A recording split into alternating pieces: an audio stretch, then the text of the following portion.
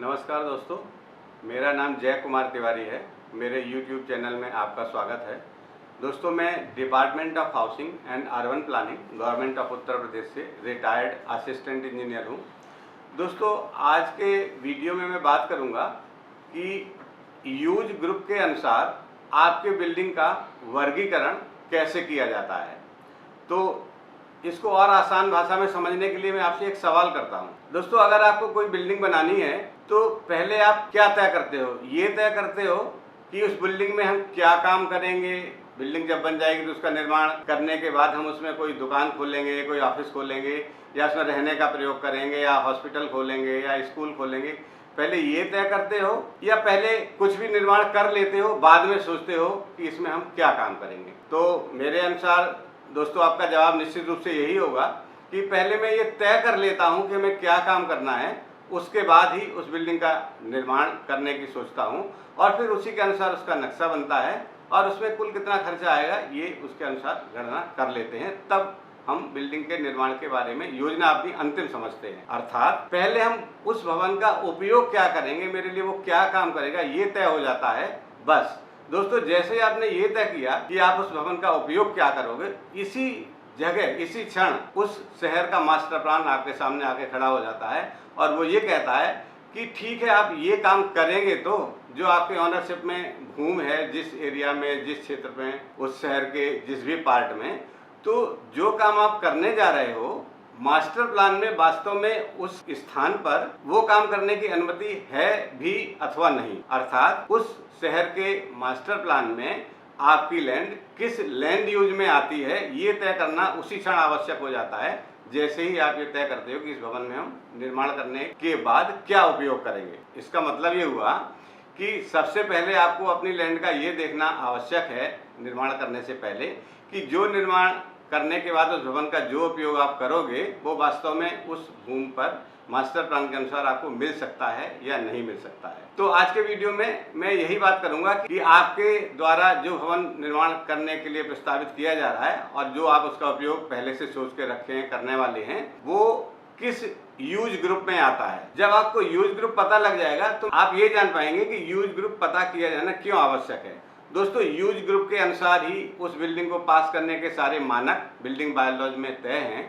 अर्थात जब आपका लैंड यूज के अनुसार मुख्य क्रिया क्या है उस लैंड यूज में ये तय हो जाएगी, और मुख्य क्रिया के अतिरिक्त जो अनुषंगिक क्रियाएं हैं ये भी तय हो जाएंगी। तभी आप बिल्डिंग बायोलॉजी के अनुसार ये तय कर पाएंगे कि उस बिल्डिंग के निर्माण में हमें सेटबैक कितना छोड़ना है, उसमें पार्किंग कितनी छोड़नी है, उस बिल्डिंग का नक्शा पास कराने के लिए कोई प्रभाव शुल्क तो नहीं लेना है, मूल भूपयोग के अंतर्गत वो अनुमन्य है, सामान्यता रूप से या सशर्त अनुमन्य है, या विशेष अनुमति से अनुमन्य है, या निषिद्ध प्रयोग है, मिल सकती है, नहीं मिल सकती है, ये तय होगा। उसके बाद ही आप निर्माण कर पाएंगे। तो किसी भी भवन का यूज ग्रुप उस भवन के निर्माण से पहले जानकारी होना बेहद आवश्यक है। इससे आप उस भवन का निर्माण हो पाएगा या नहीं हो पाएगा ये जान पाएंगे, और उसमें कौन से मानक लगेंगे विभिन्न निर्माण के, सेटबैक्स के, पार्किंग वगैरह के, और कौन कौन से शुल्क लगेंगे, प्रभाव शुल्क कितना लगेगा, ये सब भी आप जान पाएंगे। इसलिए ये यूज ग्रुप जानना आवश्यक है। दोस्तों, तो बिल्डिंग बायोलॉजी के अनुसार समस्त प्रकार के भवनों को 12 कैटेगरीज में, 12 विभिन्न वर्गों में बांटा गया है। तो मैं क्रम से इन 12 वर्गीकरण वाले ग्रुप का विवरण आपको दे रहा हूं, और इसका मैं PDF भी बना के डिस्क्रिप्शन बॉक्स में डालूंगा, आप देख सकते हैं। तो दोस्तों, आइए वीडियो शुरू करते हैं। दोस्तों, यूज ग्रुप के अनुसार जो 12 वर्गीकृत भवनों के कैटेगरीज हैं उनको हम क्रम से बोलते हैं। Number 1 residential buildings, number 2 educational buildings, number 3 institutional buildings, number 4 assembly buildings, number 5 commercial buildings, number 6 office buildings, number 7 industrial buildings, number 8 संग्रहगार भवन या स्टोरेज बिल्डिंग्स, नंबर 9 संकटमय भवन, number 10 group housing buildings, number 11 multi storage buildings, और number 12 multiplex building. इन 12 categories में use group के अनुसार समस्त प्रकार के भवनों को बांटा गया है बिल्डिंग बायोलॉजी में, और इन्हीं कैटेगरीज के हिसाब से इनके मानक तय हैं। उसी के अनुसार आपको उसी उपयोग की बिल्डिंग का निर्माण का नक्शा पास हो सकता है, और उसी के अनुसार उसके अन्य मानक और शुल्क तय किए जाएंगे। तो अब दोस्तों, इन 12 कैटेगरीज में अलग अलग कैटेगरी में कौन कौन से भवन निर्मित होते हैं मुख्य उपयोग के अनुसार, और उनके इंसिलरीज एक्टिविटीज़ के अनुसार हम एक एक करके उनकी डेफिनेशंस के अंदर जाके आपको डिटेल में बताएंगे। आप अपने स्क्रीन पे भी देख सकते हैं, मैं इसकी एक जो फोटो है स्क्रीन पे लगा रहा हूँ, आप देख सकते हैं। और मैं आपको पढ़ के बुक से बता रहा हूँ ताकि कोई भी कैटेगरी, कोई भी तरह का भवन छूटने ना पाए। और इसका मैं PDF भी डाल दूंगा डिस्क्रिप्शन में। दोस्तों, रेजिडेंशियल बिल्डिंग्स वो बिल्डिंग हैं जो आवासीय प्रयोग के लिए प्रयोग की जाती हैं। इनमें एक या एक से अधिक आवासीय यूनिट बनाई जा सकती हैं और प्रत्येक यूनिट में कम से कम एक शयन कक्ष, एक स्नानागार और एक रसोई घर का निर्माण किया जाना आवश्यक है। अर्थात 1 बेडरूम मिनिमम, 1 किचन, 1 टॉयलेट होना आवश्यक है सबसे छोटे यूनिट में भी, रेजिडेंशियल बिल्डिंग में। और एक भवन में एक या एक से अधिक तल और एक या एक से अधिक भवन बनाए जा सकते हैं। इस तरह की जो बिल्डिंग्स हैं वो रेजिडेंशियल बिल्डिंग्स में आती है। Number 2, educational buildings. दोस्तों, एजुकेशनल बिल्डिंग्स वो बिल्डिंग है जिसमें शैक्षिक या प्रशिक्षण गतिविधियां दी जाती हैं और शैक्षिक या प्रशिक्षण गतिविधियों के लिए लोग वहां एकत्र होते हैं। इस तरह की जो भी बिल्डिंग्स हैं वो शैक्षिक भवन की बिल्डिंग्स में या उस कैटेगरी में आती है। इनको एजुकेशनल बिल्डिंग्स के ग्रुप में रखा गया है। अब आगे बढ़ते हैं नंबर 3 पे, संस्थागत भवन या इंस्टीट्यूशनल बिल्डिंग्स। संस्थागत भवन के अंतर्गत वे सभी भवन या भवनों के भाग सम्मिलित होंगे जो ऐसे प्रयोजनों के लिए प्रयुक्त हों, यथा चिकित्सालय, नर्सिंग होम, स्वास्थ्य केंद्र या अन्य उपचार या भौतिक, शारीरिक एवं मानसिक रूप से पीड़ित व्यक्तियों की देखभाल या दुर्बल शिशुओं की देखभाल, आरोग्य प्राप्ति के इच्छुक व्यक्तियों के रहने, वृद्ध व्यक्तियों अथवा दंडात्मक रूप में या सुधार रूप में निरुद्ध व्यक्तियों के रहने का स्थान भी सम्मिलित हो। संस्थागत भवन में अस्पताल, सैनिटोरियम, अभिरक्षा संबंधी संस्थाएं और दंडात्मक संस्थाएं यथा जेल, कारागार, मानसिक चिकित्सालय, सुधार गृह, अनुसंधान संस्थान एवं उच्च स्तरीय अन्य संस्थान भी सम्मिलित होंगे। ये जो कैटेगरी है ये संस्थागत भवनों की कैटेगरी है। अब नेक्स्ट बात करते हैं दोस्तों, असेंबली भवन। असेंबली भवन की परिभाषा में जो भवन आते हैं उनका मतलब ये है, वे भवन या भवन का वह भाग सम्मिलित होगा जो जन समुदाय के लिए आमोद प्रमोद, मनोरंजन, सामाजिक, धार्मिक, देशभक्ति, सिविल, ट्रैवल तथा तत्संबंधी प्रयोजनों के लिए प्रयुक्त होता हो।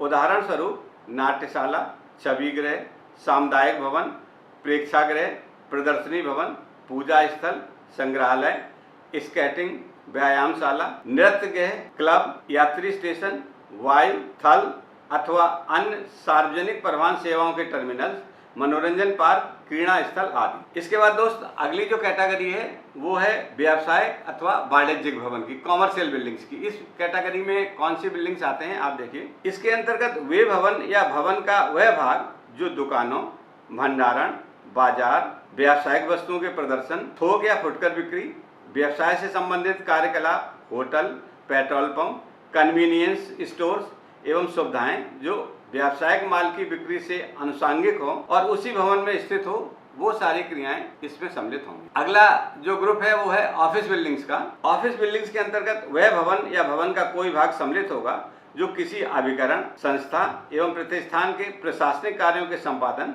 तथा लेखों एवं अभिलेखों के अनुरक्षण के लिए प्रयुक्त होता हो। दोस्तों, इसके बाद जो अगली कैटेगरी है वो है इंडस्ट्रियल बिल्डिंग्स की।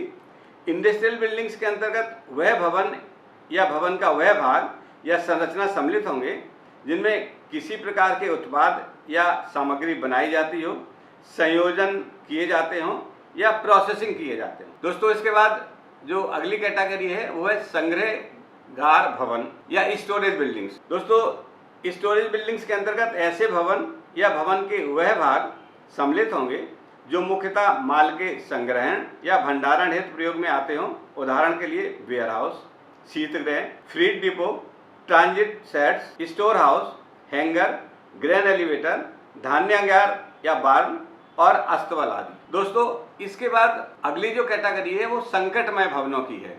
तो संकटमय भवनों में कौन से भवन आते हैं? संकटमय भवन के अंतर्गत भवन या भवन का वह भाग सम्मिलित होंगे जिसमें अत्यधिक ज्वलनशील या विस्फोटक सामग्री या उत्पाद का संग्रहण, वितरण, उत्पादन या प्रोसेसिंग का कार्य होता हो, या जो अत्यधिक ज्वलनशील हो, या जो ज्वलनशील भाप या विस्फोटक पैदा करता हो, या जो अत्यधिक कॉरोसिव, जहरीली या खतरनाक क्षार, तेजाब हो, या अन्य द्रव्य पदार्थ, रासायनिक पदार्थ जिनमें ज्वाला, भाप पैदा होती हो, विस्फोटक, जहरीले, इरिटेंट या कोरोसिव गैसें पैदा होती हों, या जिनमें धूल के विस्फोटक मिश्रण पैदा करने वाली सामग्री या जिनके परिणाम स्वरूप ठोस पदार्थ छोटे छोटे कणों में विभाजित हो जाता हो और जिनमें तत्काल ज्वलन प्रक्रिया प्रारंभ हो जाती हो, के संग्रहण, वितरण या प्रोसेसिंग के लिए जो भवन प्रयुक्त किए जाते हैं वो संकटमय भवनों की कैटेगरी में रखे गए हैं बिल्डिंग बायोलॉजी में यूज ग्रुप के अनुसार। दोस्तों अब बात करते हैं ग्रुप हाउसिंग बिल्डिंग्स के बारे में।